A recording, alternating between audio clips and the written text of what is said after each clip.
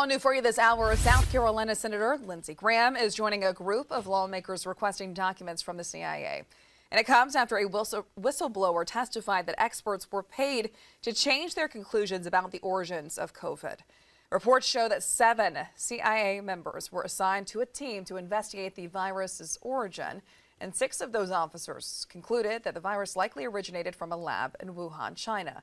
The whistleblower says that those 6 CIA officers were paid to change their opinion to instead support the conclusion that the virus came from an animal.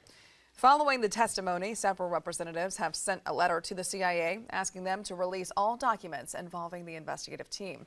The CIA says that they are looking into the accusations and take them very seriously.